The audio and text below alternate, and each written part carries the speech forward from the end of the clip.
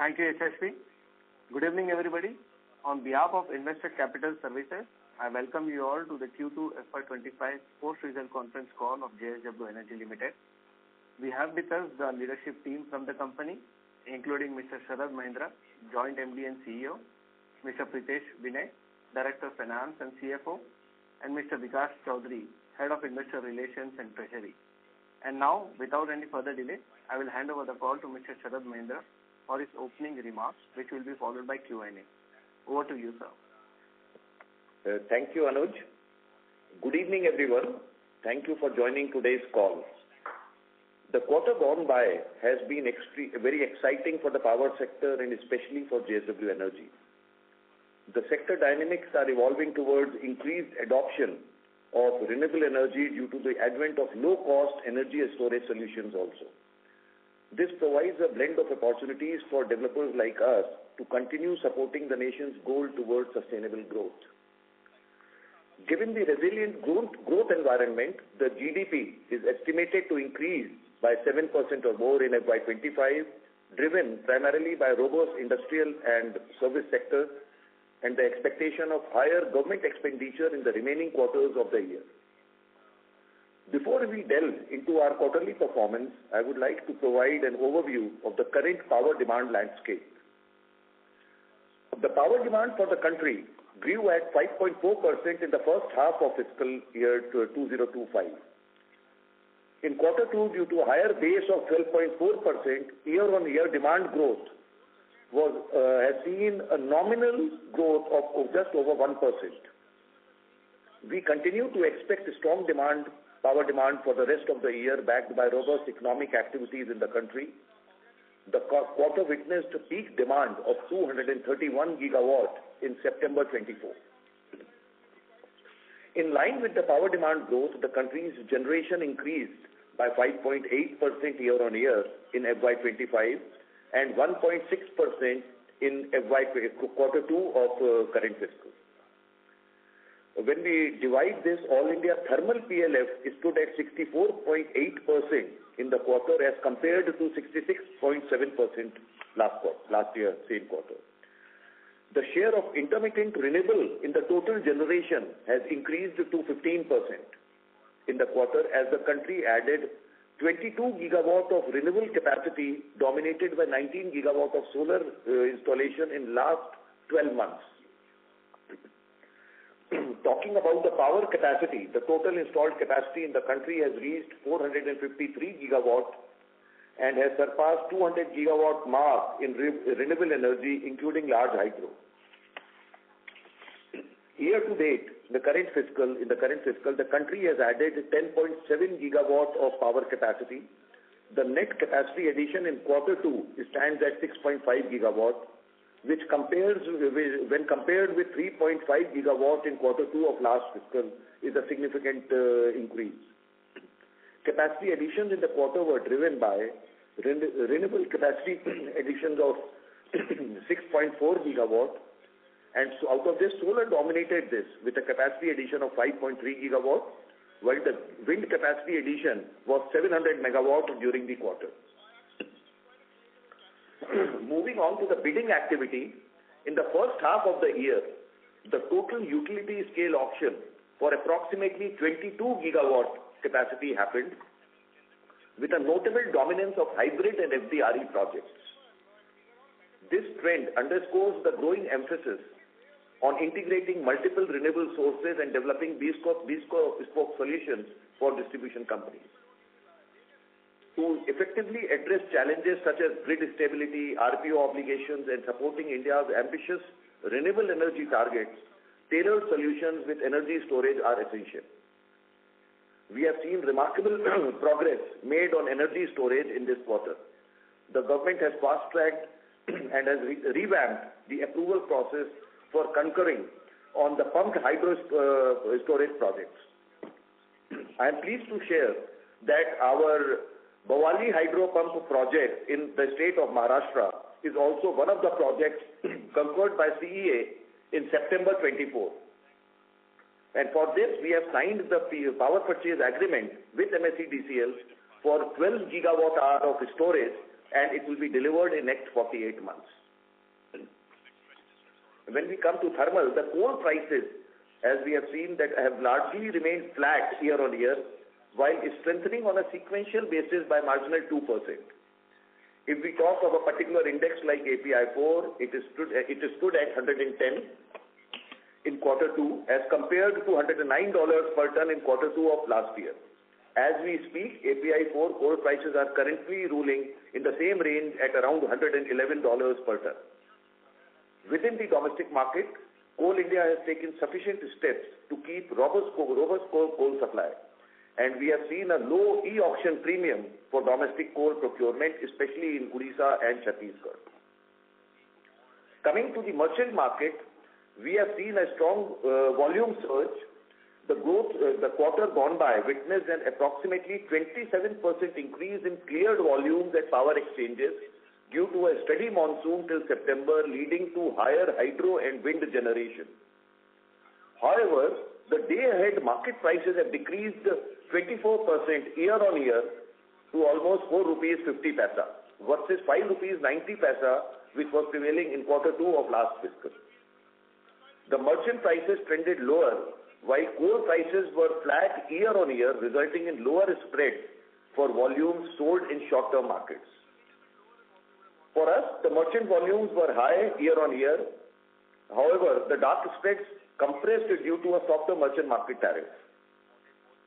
Coming to JSW Energy's performance in quarter gone by, we have commissioned 204 megawatt of capacity during this quarter, which is entirely wind capacity. This represents almost 29% of the total 700 megawatt wind capacity commissioned in the country during the quarter. Our net generation for the quarter rose by 14% year-on-year, reaching 9.8 billion units, driven by a 14% year-on-year increase in both renewable and thermal generation. Net generation from tied-up portfolio was up by 9% year-on-year in the quarter, while short-term generation increased by 68% year-on-year.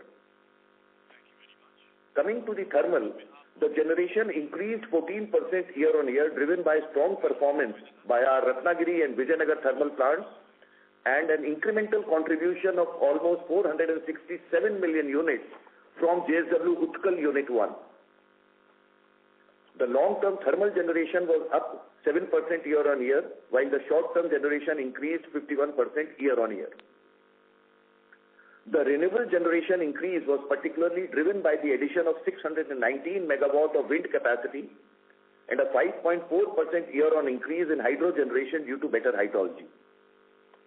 If we speak of hydrology this year has been better, and for H1, the hydro generation for Pan-India was up by 4.2%, while our hydro assets generated 21.6% year-on-year increase in the generation.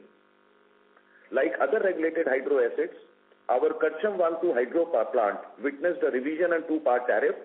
As per the CERC regulation, there is a change in the rate of depreciation after 12 years, resulting in year-on-year decline in tariff and EBITDA. We are on track to reach our first target of 10 gigawatt capacity by FY2025 and 20 gigawatt of capacity before 2030. We have secured new RE projects with 3.7 gigawatt capacity in this quarter 2, taking our total locked-in capacity to 19.2 gigawatt. We also made significant progress on the energy storage front and have signed, as I mentioned earlier, a power purchase agreement for one of the largest pump storage projects in the country of 12 gigawatt hours with MSEDCL. This project is located in the state of Maharashtra, and the power supply will be to the state of Maharashtra. And we are ready to start the work as this project is to be delivered in 48 months time frame. Regarding our under construction projects, we are making significant progress on our under construction wind projects, which are on track for completion within the current fiscal. Our Kutehr project site of hydro, which had suffered a severe landslide in the first quarter of this current financial year, which washed away access roads impacting project activities. Now the work has resumed, and I am pleased to share that we have completed the boxing of Unit 2 also this quarter, and all 3 units are expected to be commissioned in the current financial year. The Utkal Unit 2 had some teething issues and is expected to be synchronized in the third quarter, while Unit 1 has now stabilized well.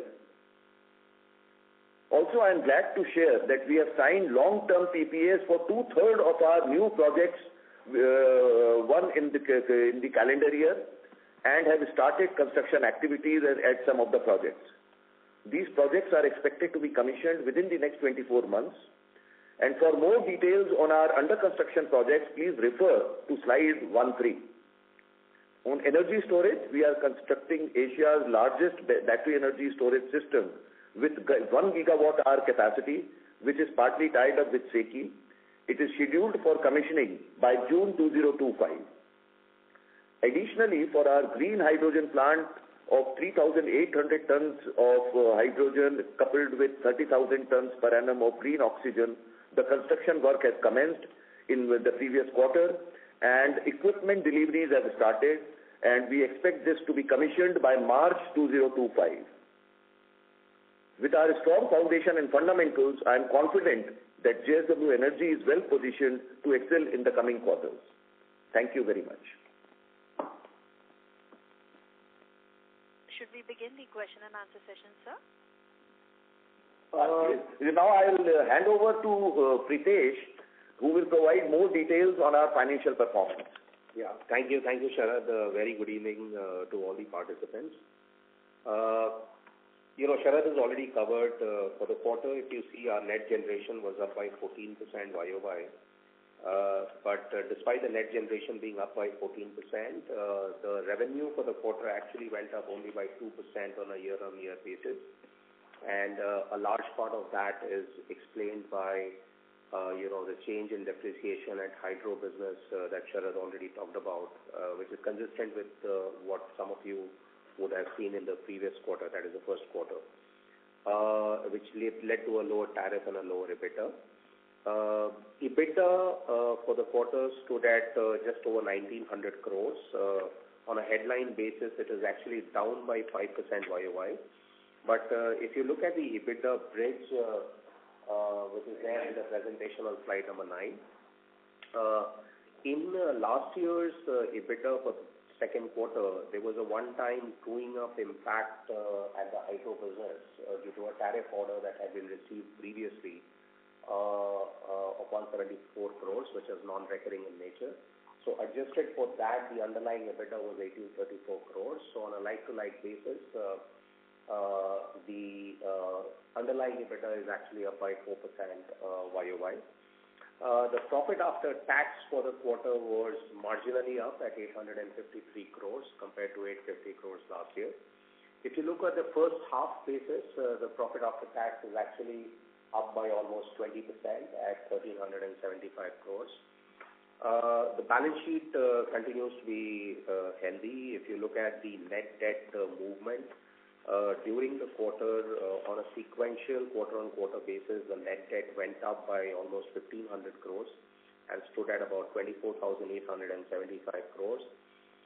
And the bulk of this increase is largely explained by the debt drawdown for the projects which are under construction. The net debt to EBITDA on a headline basis is at about 4.1 times, but if you strip off the debt due to capital work in progress on an underlying sustained normalized basis, the net debt to EBITDA stays at a healthy 2.2 times, and the net debt to equity was at 0.9 times. We continue to maintain a very strong liquidity profile with cash and cash equivalents of close to 5,700 crores at the end of the quarter. The receivable cycle continued to be, range bound in the 60 to 70 day range. So at the end of September, we were at about just over 2,500 crores of total receivables. Of this, only about 30-35% was overdue, and the balance amount was not due yet. Since then, since the end of the quarter, in the month of October till date, we've seen a healthy collection continue, and the overdues have actually come down as we are speaking. I think I'll stop there, and then we'd like to open the floor for Q&A, please. Thank you very much. We will now begin the question and answer session. Anyone who wishes to ask a question may press star and 1 on their touchtone telephone. If you wish to remove yourself from the question queue, you may press star and 2. Participants are requested to use handsets while asking a question. Ladies and gentlemen, we will wait for a moment while the question queue assembles.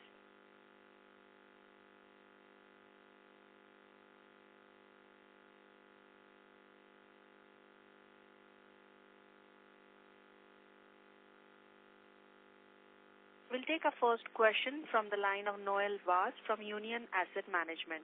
Please go ahead. Yes, thank you for the opportunity. I just have two queries. Firstly, on the slide which talks about locked-in capacity of 19 gigawatts. Now, there is a reference to 3.5 gigawatts of pipeline. In the previous quarter slide, I think it was a much larger figure. So is this due to the fact that all the PPAs that were signed in the quarter? And what is this remaining 3.5? If you can add some color on that. Thank you. Yeah, Noel, you're right. A significant part of the pipeline has been converted into a PPA. So if you look at a subsequent slide number 13, which actually gives a project-wise detail of, PPA signed on the left-hand side and the balance LOA, LOI on the right-hand side, you'll be able to reconcile everything. Thank you. And lastly, is relating to the energy storage.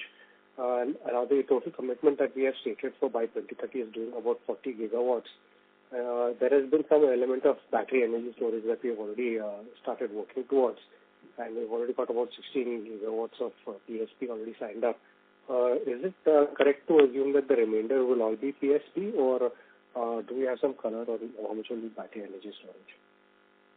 See, this will be definitely a mix of both, because both battery energy storage and pump storage, both complement each other based on the needs, what the DISCOM or any buyer who is needing.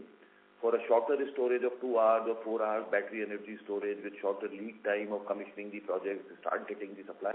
So it will be a mix of both. Energy storage coupled with solar energy is something which we have seen started happening, the kind of bids which are coming. So both will coexist, and we will be definitely looking towards both pump storage as well as battery energy. Sorry, his line is disconnected. Ladies and gentlemen, to ask a question, please press star and 1 on your phone. The next question is from the line of Swati Junjunwala from JM Financial PMS. Please go ahead. Yeah, thanks for the opportunity. So my question is around energy storage. So first is that the tariff that you have for each project, that tariff is sort of, can I say it's kind of a rental, regardless of if you do 1 cycle a day or 2 cycles a day in BSS or PSP. Is that fair to assume that it's sort of a rental? Yes, Swati, you are right.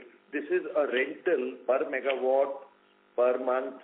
This is a rental model, and the project is designed based on the need what the buyer is asking for. But it's a rental model, yes. Understood. And the power input and output is the buyer's yes. headache, not yours. yours. Buyer has to provide the input power, and they only take the output also. Understood. And for BS and PSP both, once the projects are commissioned, what sort of cost will be there? Because it was fair to assume that the cost will be minimal. Since could you just highlight something on that? See, cost is something which is a matter which is very dynamic. Maybe what is the cost of battery, what is the cost of cell, and comparing with pump storage, which is a maybe 4-year cycle to complete the project. So it is very difficult to give a number to the cost, but of course the tariffs are in relation to what the project cost is, meeting the desired return. Understood. And operations and maintenance, if you are talking of, so it is two different, the kind of maintenance which is required in battery energy is limited storage, and pump storage is more of a hydro project.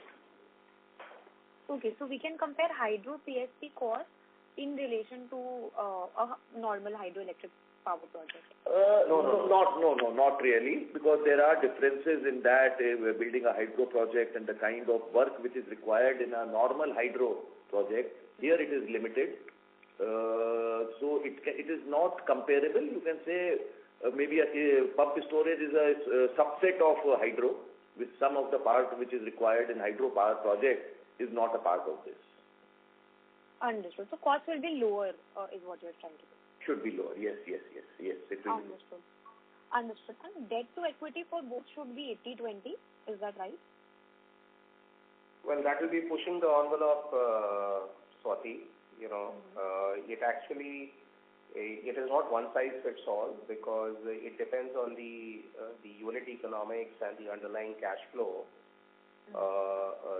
So the lenders typically, I think 80-20 would be very aggressive. That would not be the number we should be working with. I think for these kind of projects which have, long gestation period, a higher amount of construction risk, and a much longer asset life, it should be safe to assume either a 70-30 or at max a 75-25. Understood. And can you just give me a broad figure as to so when the BSS, when the SECI first project had come in, that time the capital cost for BSS was much higher than, let's say, the latest tender that you've gotten. So could you just highlight on the cost, maybe per megawatt basis or an overall project basis, some color on the capital cost? No, Swati, we would not like to do that, because as Sharad was saying, yes, you're right, the capital cost was different at the time of, when the bids were happening, and it has since moved. And we also have examples where, the reverse has happened. At the time of the bid, the equipment cost for some of the other projects were X, and subsequently the commodity super cycle happened and X became X plus Y. So, that is a part of the prudence in terms of, risks to be priced in from a tariff discovery and the discipline. So how aggressive you're going to be in a bid and all that. But yes, it is safe to assume that whatever you are seeing in the market is largely the kind of price that anybody would be paying at a certain point of time. Understood. All right, I'll get back in the queue. Thanks. Yeah. Thank you. We'll take our next question from the line of Puneet Gulati from HSBC. Please go ahead. Mr. Puneet Gulati, please unmute your connection. Yeah, hi. Can you hear me? Yes, please go ahead. Okay. Yeah, great. Yeah, thanks so much for the opportunity. My question is, you guys are, the pioneers both on the battery side and pump storage. How do you view the LCOE, LCOE for both of them? What do you think is the storage cost and per unit basis for battery 2 to 4 hour and pump storage? So, Puneet, I'd like to take a stab at that one. See, they are not like-for-like comparison, right? One is a longer duration energy storage, and the second is, of course, we are aware that a lot of experiments and a lot of lab work is happening in terms of even on the battery side to have longer duration energy storage, but the commercial viability of that is still to be panned out, right? So the way one has to look at it is that from the user point of view or from the off-taker point of view, right? And the off-taker, which typically is a grid, is looking at a mix of multiple sources of power. They could be gray, they could be green, multiple modes of generation. And they are trying to solve either, a peaking hour deficit or a load following solution depending on, which state, what kind of load profile they have. So these are meant for different kinds of solutions, So I wish, life was simpler, and for everybody, including us, if we could make it to a common size metric equivalent and do a plain comparison. But what is also happening is this, and I'm sure you are aware, and is that there's been a rapid, decline in at least the lithium-ion battery prices, because of which, the LCOS equivalent, if there were to be a terminology like that, the gap is narrowing, right? And therefore, the cost of battery storage on a per unit basis would still be higher, compared to PSP on a total cost basis, adjusting for the... What could those numbers be? Utilization for you. But yeah, we can't do a like-for-like comparison. And also, Puneet, to add what Pritesh just said, see, there are two aspects we have to see. There is a stark difference between battery energy storage and the pumped storage. If any DISCOM or any buyer is looking for a 2-hour to 4-hour solution, maybe it may be a better in terms of the unit cost for them to take battery storage. But we have to see the negative of that will be mostly, it is coming is for 12 years depending on the battery life. If it is a larger storage of 6 hours or 6 hours plus or 8 hours, and a project for 40 years tie-up, that is a better and economical solution in terms of the unit cost. So it is different depending on the use, as Pritesh said.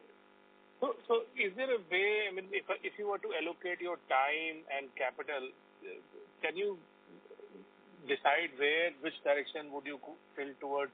Where would you allocate higher time and capital towards, whether it's a battery energy or storage or a pump storage? Is there a way to think like that in your mind? If you see the time and the effort required to set up the plants, of course, battery energy you complete in about 18 months' time, and you start getting the returns. But you have to remember that what is that period for you are investing for 12 years, the PPAs. Here, maybe, and it's a very, very different skill set, as I told you. It is very, very difficult to either this or this. What the countries need is, especially when we are seeing that the peak hour demand growth is higher than the normal growth. Bulk of the demand growth is coming during the peak hours. Where is the peak demand? We reached 231 gigawatt. It has already reached this year in September, which is likely to increase going forward. So this is a solution which will be taking care for a larger duration. If I can add to that, Puneet, just bear with me for a minute. One important aspect that got missed out is the underlying returns in the opportunity, right? So that will be the North Star, right? For us, from a capital allocation decision point of view, till last year, we used to be asked, do you have anything against solar, and you have only wind in your portfolio and no solar? Because, an important element in all of this is the bidding behavior, or, how the tariff is being priced in terms of the competitor bids, right? So if, for example, in our view, the returns get eroded in both, then we will not pursue either of them, right?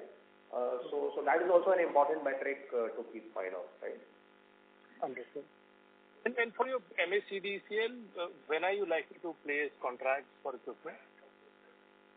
We'll do that, because the PPAs have been signed, which means that clock has started ticking, and so we are already floated, and all that is kind of mapped out. So we should be able to do that in the next few quarters. Understood. And in your contracts, especially on the SECI side, where there are both LOAs won but PPAs not yet signed, would you foresee any of the contracts which are at the risk of not being signed at all, given the tariffs that would have been discovered? No, Puneet, I think that if you recall the whatever LOAs we have got is in last few months only, 4 to 6 months, and there has not been any very significant change in the tariff discoveries. So, and today we see that 2/3 of the LOAs what we received in last 7 months, we have been able to sign the PPAs. So right now we don't see this as a challenge, that PPA is not getting signed. Understood. That's very helpful. And lastly, if you can comment upon, your potential JV with Sany Turbine, and what kind of competitive advantage do you see them giving to you in future business, etc.? Yeah, see, as I've stated earlier during last quarter also, that with Sany we had entered into a technology license agreement for the 4X platform, which is the 4 megawatt WTG, 3.6. Now we have upgraded and we are going ahead with 4 megawatt platform from SANY.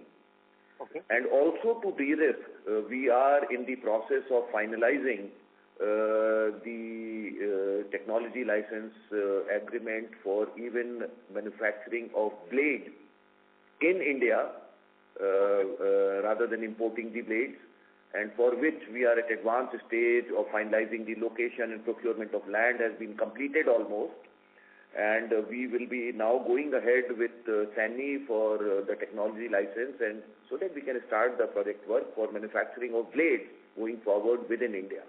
So this is how we are taking care, and also we are working not only limiting to 4 megawatt. In case there is an opportunity, our technology understanding agreement with them will also, we will move ahead even to the 5X platform, which is a 5 megawatt plus platform. And turbines will still come from China, or is there a plan to assemble here as well? No. China, no. SANY already has the facilities in India. They will be supplying. It cannot be imported also. WTG is to be supplied from India only. Import is not permitted. Okay. Assembled units. Understood. That's very helpful. Thank you so much, and all the best. Thank you. Ladies and gentlemen, in order to ensure that the management is able to answer queries from all participants, please restrict your questions to 2 at a time. We'll take our next question from the line of Akhilesh Bhandari from Millennium Capital. Please go ahead. Yeah, hi, good evening. Thank you for taking my question. So, firstly, on the overall target, so we are within touching distance of getting to a 19 gigawatt in terms of the 20 gigawatt target in terms of the overall visibility. So, any comments on if you're aspiring for a higher target in terms of the overall generation capacity? And secondly, you also have the option of invest, and you are already investing in storage, and different segments have different equity IRRs. So in terms of allocation of incremental capital, what is the pecking order if you look at storage versus renewable generation? I think the first one I'll just tell you in terms of the overall locked-in capacity, what we have said 19.2 gigawatt, and the first milestone of 10 gigawatt, as we have been saying earlier, maybe for quite some time, that we will be reaching the first milestone of 10 gigawatt by end of current fiscal. And as we have said, that the PPAs which are in hand, and as we have been guiding earlier also, so maybe we have a 24-month window for the new projects and the PPAs which we have signed. So we are on track to move in the timelines. And going forward, we will decide. In terms of the capital allocation, Pritesh has already said earlier. Maybe Pritesh can add to this. Yeah, no, Sharad, you're right. So, we'll again be driven by underlying returns, because it's very difficult to crystal ball how future bids will play out and how the price discovery in future bids is going to pan out, right? So we got to take each day as it comes and, look at both the availability, the organizational capability, meaning the execution capability, and the size of the opportunity and the underlying returns of the opportunity. So yes, storage is and with that precisely in mind, if you recall, last year we had laid out what we call strategy 2.0, where in addition to 20 gigawatt of generation, we said now we are confident that we will also pursue 40 gigawatt hour of storage solutions also, right? So I think that is all we will be able to say at this point of time, but depending on how the underlying returns plays out, we'll be calibrating that progressively. Got it. And for the 3.3 gigawatt of PPAs which are yet to be signed, by when are we expecting, a completion, especially on the group captive, which is a significant portion of the pipeline? So the group captive should be done within this financial year, before March 25. The others, I would want to be a bit more circumspect, having seen, what has happened in the past. So I belong to the camp that nothing is done till it is done. So while we are reasonably confident, and the most important driver is, as Sharad mentioned, is a largely, narrow or a range-bound behavior in terms of the tariff discovery and subsequent auctions, right? So you're not running a tail risk of, any potential off-taker being disincentivized to go for the earlier PPA, right? So we are not in that situation, thankfully. But let's see how this plays out. Yeah. But just sorry, just may squeeze one more. But at the industry level, are we seeing any signs of delay in signing PPAs, given that a significant quantum of capacity has been auctioned over the last 12 to 18 months? Any signs of delay which we are seeing in PSAs or PPAs getting signed at the moment? No, see, Abhishek, we have to see that, we have to remember that maybe, as we said, that in the last 7-8 months, what LOAs we received, 2/3 of the PPAs have been signed, which is a significant percentage of the PPAs signed. And we don't see, because we have to remember that for each state, each DISCOM, there is a RPO obligation which they have to reach by 2030.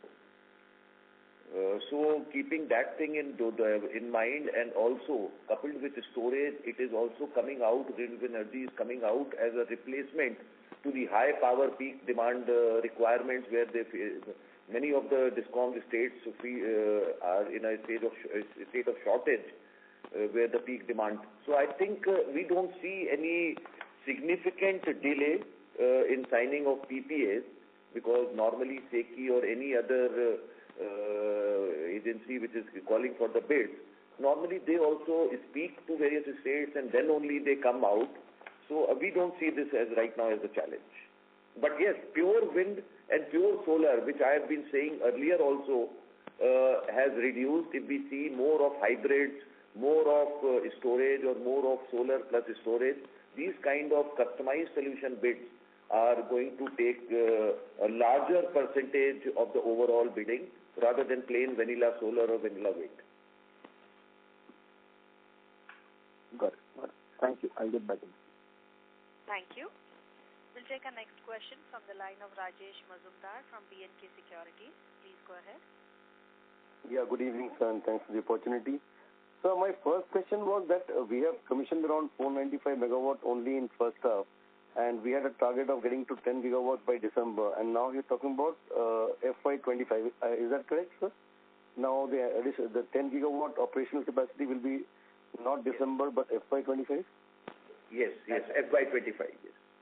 Okay, yeah. So my related second question was that, see, we normally do 2/3 of our EBITDA in the first half, and if you look at the EBITDA trends, they're more or less flat, and only 495 megawatt has come in the first half itself. So given this trend, will we see a year of consolidation in our business in terms of low growth as compared to what we have seen in the last 2 years? See, in terms of capacity, what you are talking of, we just wanted to share, which I said in my opening remarks, that the capacity addition to reach 10 gigawatt, out of this 350 megawatt of Ind-Bharat Utkal and 240 megawatt of Greenfield Hydro is well on track, and we are sure that this will be commissioned within this year. So this takes us to maybe the 600. Over and above this, balance is the renewable energy projects, which we are in line to commission, which are at advanced stages. Yeah, I know that you don't give any profit guidance, but I'm just worried that, our rate of growth is probably going to be slightly lower than what we had envisaged earlier, given the kind of normal delays that we are seeing in terms of the commissioning of the projects. Is that a right assumption, sir? So, Rajesh, I mean, it is arithmetic, right? I mean, you will be able to, I'm sure, model it that, if, for example, we are sitting at close to just under 7.7 or 7.8 gigawatt of operating capacity, and say the balance 2.3 or 2.2 is going to get completed between now and March, you will be able to figure it out. So we would not like to comment on, any financial forward-looking guidance. You will be able to derive what, should be the numbers you should be looking at. Right, sir. And just an added question. I just wanted some color on the short-term market because we saw a dip in the short-term market in 2Q, and we're also going into a season where the demand will be lower. So when do you expect the short-term market to kind of pick up in terms of pricing, if we can hazard a guess there? See, two things. If you see quarter one, the short-term market was good, the demand was there. It is only that in quarter two we have witnessed the slowdown in the short-term market. We have to remember that the two factors. One is the hydro generation, which was much better what it was in quarter two of last year, and also the wind capacity addition which has taken place, and the wind season now getting over in quarter three, and sometime in quarter four again the wind season will start.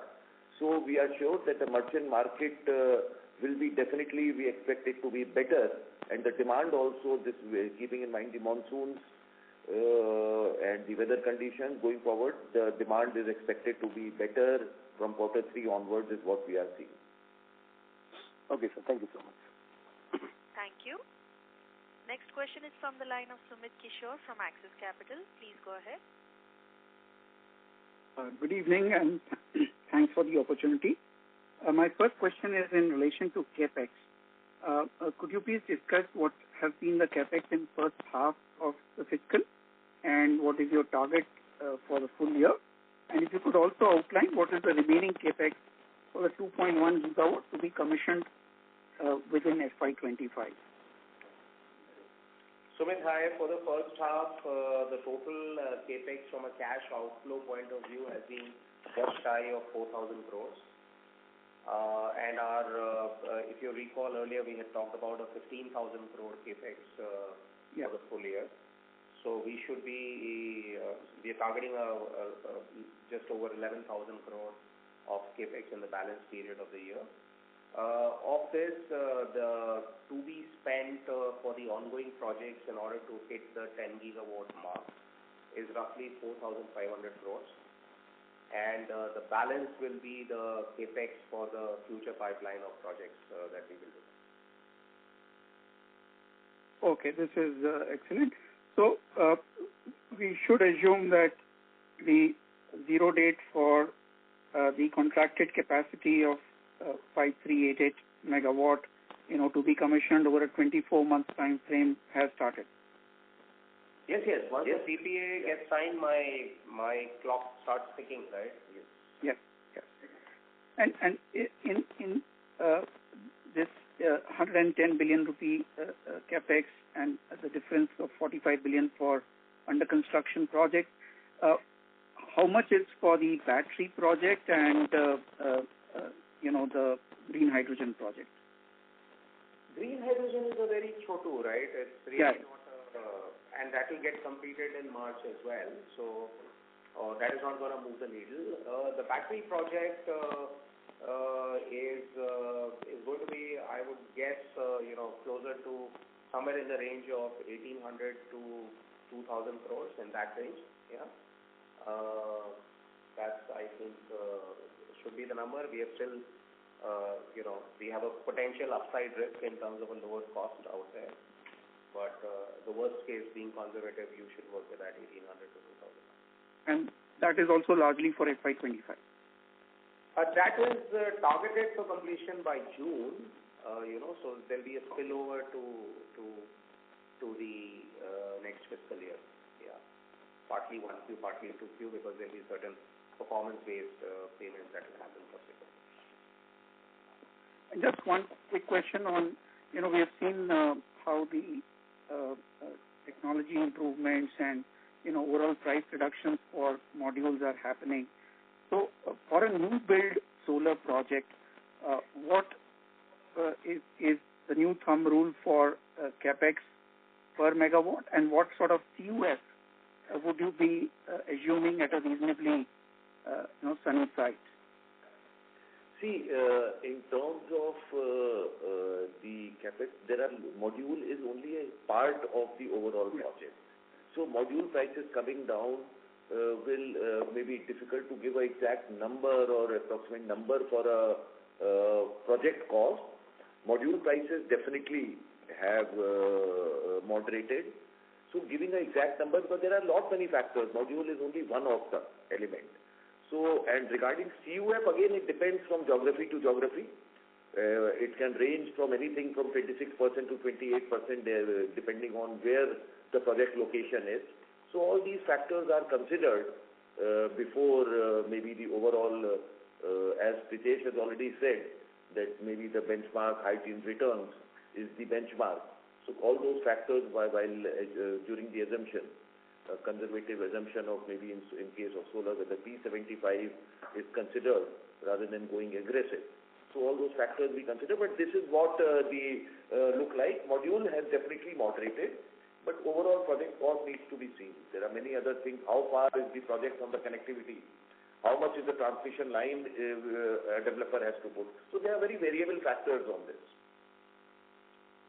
Sure. Thank you so much. Thank you. Next question is from the line of Sudhanshu from JM Financial. Please go ahead. Mr. Sudhanshu, your line is unmuted. Yeah. Yeah. Am I audible now? Yes. Just a moment. Good evening. Hold on, please. So, ladies and gentlemen, please stay connected. You've lost the management connection.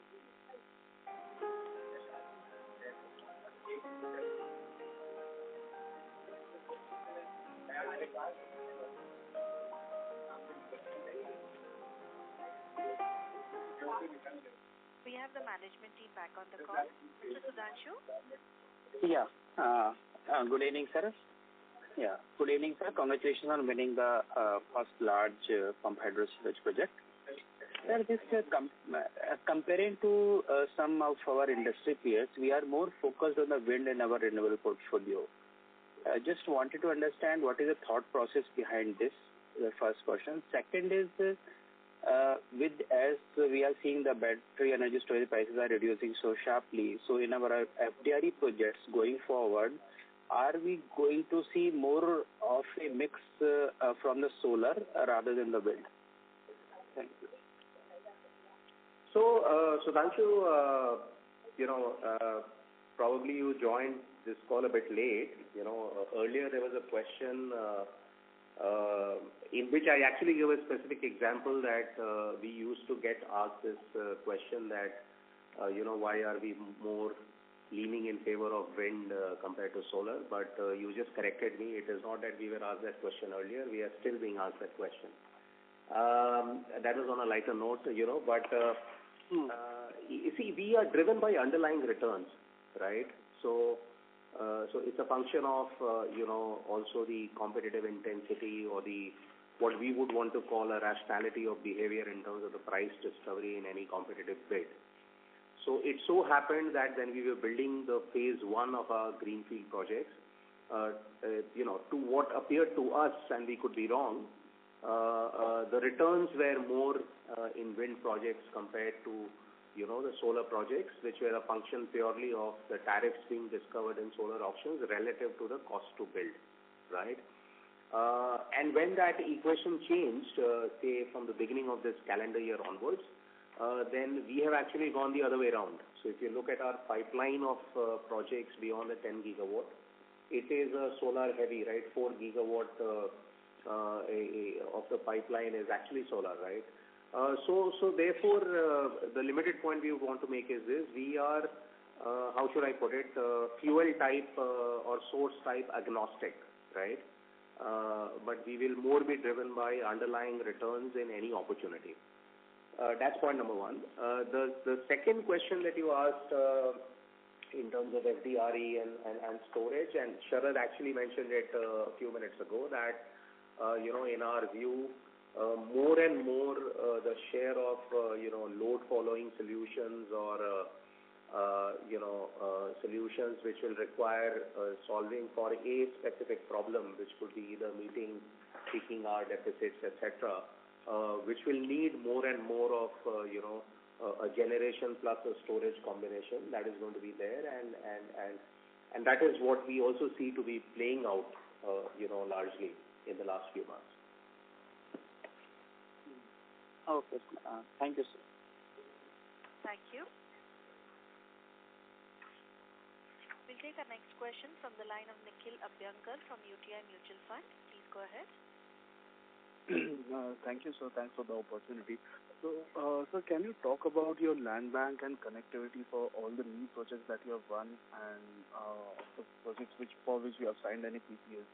Do you see any kind of a lag in getting transmission connectivity or the transmission projects getting completed? Not today, but two years down the line. Yeah, Nikhil. In fact, I just wanted to tell you that as we said that we have signed the PPA in almost 5.7 or 5.8 gigawatts of PPAs which we have signed. Almost 80% of this PPAs, the connectivity we have been successful to secure. So connectivity we don't see, and balance 20% also going forward is in pipeline. So we don't see right now for this PPA signed the connectivity as a challenge. 80% of the connectivity has already been secured. Regarding the land, we have been working on this. Regarding the wind also, maybe almost 60 to 70% of the locations already in possession, and it is a daily work. It is a continuous work which is evolving. So we don't see this as a challenge for this PPAs what we have signed. We are confident of executing within the PPA timeline. Okay, sir. And sir, for this 12 gigawatt hour PSP project, what kind of return should we expect? Are these purely based on ROE, fixed ROE PPAs? Are these fixed ROE PPAs? No, Nikhil, these are not reg return. These are not regulated return projects. This is not a cost plus ROE. This is a competitive bid based price discovery, right? So there was an auction that was conducted, and there were multiple people quoting for tariffs, and that was how the price was discovered. So you don't have an assured ROE. That's point number one. And like any competitive bid project, from our point of view, as we've been consistently maintaining that if our hurdle rate is a mid-teen levered equity IRR, so suffice to say that if we've gone ahead with a project and signed the PPA, we are reasonably confident of getting a return which is meeting the hurdle rate. Understood. And sir, you earlier also mentioned about green hydrogen. So we have also signed MOUs for larger capacities, around 80,000-90,000 tons per annum. So any progress on that? See, Nikhil, as I said some time back that our first, which is country's largest, though maybe it is only 3,800 tons of green hydrogen. See, it is that yes, there is that our group company steel also moving toward the green steel are definitely have plans, but as we all are aware that we are waiting for the right economics to work out and also to have a reasonably long-term PPAs, we are waiting for the right time. But presently, if you ask me in immediate terms, we have guided this till 2030. The number what we have said, with the MOU which we have signed, maybe in terms of execution, we are waiting. Maybe till the economics work out, and the way technology is evolving, we are the confidence level is high that even the cost of equipment, electrolyzer, everything will be moderating, and also the power cost at these levels. Maybe it's a matter of time when the technology allows to be techno-economical solution for green hydrogen. So till then, we see that maybe for some time. But this execution of this project is going to be as a pilot project, as a learning for us as JSW Energy, as a supplier. It's going to be a good learning, and for the user also to blend the green hydrogen in their steel manufacturing. So we will be future ready after the commissioning of this ongoing project by March 25, and we'll wait for the right time of when the economics work and the returns are protected. Then only we'll be moving ahead. Sure. So just a final question. The FDRE project that we have won recently is 330 megawatt. So we are setting up a capacity of 330 megawatts for it.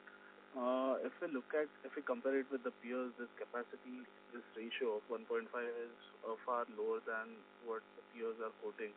So can you mention about the configuration that we are using for this project?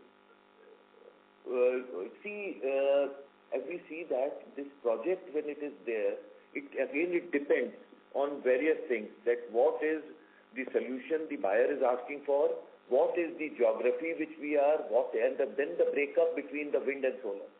Somewhere, maybe if it's a very high area where the solar CUF is 28% as compared to majority of the locations of 26, 27.5. So it is a design which we do, which we have a dedicated team which works out on the most economical option to maximize the returns the tariff is discovered. So it is very difficult to say that this is the ratio, others is following it, because geographical location, the kind of equipment, if I'm using a 4 megawatt machine for wind or 5 megawatt or someone is using 2.7. So there are a lot of variables in this. So based on which is the best option, we decide on the breakup. Sure. So thank you and all the very best. Thank you. Thank you. We'll take a last question from the line of Anuj Upadhyay from Investec Capital Services. Please go ahead. Yeah, hi sir. Majority of the questions have been answered.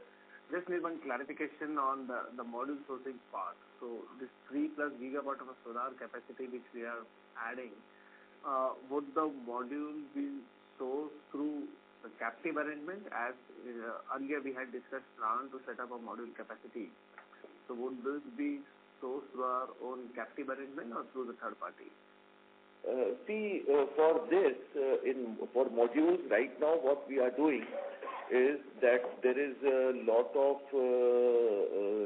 capacity which is there in India, which is again not getting utilized. So what we have done is that the cells, we have tied up with the suppliers and we'll be importing the cells, and we have blocked the capacities on a conversion basis, and that is how we will be taking care of our module requirements from the capacities, enough capacities which are available and are not getting utilized in India. So the arrangement is with a single supplier, or we have a multiple supplier through which we have been? Multiple tier 1 suppliers. After due diligence from our team, once the supplier is approved, then we go ahead with it. Okay. And we have already finalized. Got it, sir. And you mentioned about the 15,000 crores of capex this year. Any numbers you want to throw for next year, that is FY26 or 7? Premature now, Anuj. We'd like to wait, for the last quarter of the year, and at that time we'll be in a better position to give you a more crystallized number.